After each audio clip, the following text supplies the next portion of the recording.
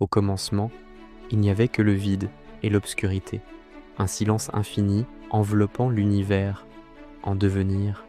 Alors, la voix divine retentit. Que la lumière soit. Et une clarté soudaine déchira les ténèbres primitives. Dieu sépara la lumière de l'obscurité. Il appela la lumière jour et les ténèbres nuit. Le premier jour était né. Le deuxième jour, un immense firmament fut créé, séparant les eaux d'en haut des eaux d'en bas, formant le ciel bleu. Puis, la terre ferme émergea des flots. Les montagnes s'élevèrent et les vallées se creusèrent sous le regard du Créateur. La terre se couvrit alors de verdure. Des arbres fruitiers et des fleurs de 1000 couleurs s'épanouirent dans une explosion de vie. Le quatrième jour, Dieu plaça les luminaires dans le ciel pour marquer les temps, les jours et les années. Le soleil éclatant fut désigné pour régner sur le jour, tandis que la lune douce veillait sur la nuit.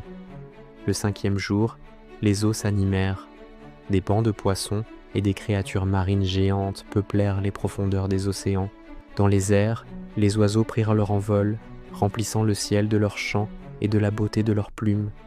Le sixième jour, la terre accueillit les animaux, bétail, reptiles et fauves, chacun selon son espèce, dans une harmonie parfaite.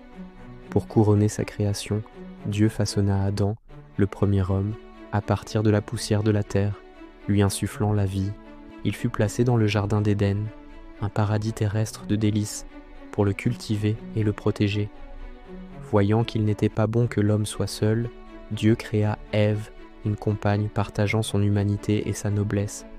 Ensemble, ils marchèrent dans le jardin, en paix avec tous les animaux, sous la bienveillance infinie du Créateur. Le septième jour, l'œuvre de la création fut achevée.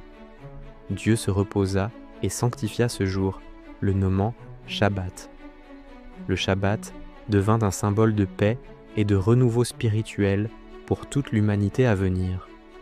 Cette histoire, inscrite dans la Paracha Bereshit, est le fondement de notre héritage et de notre connexion au divin.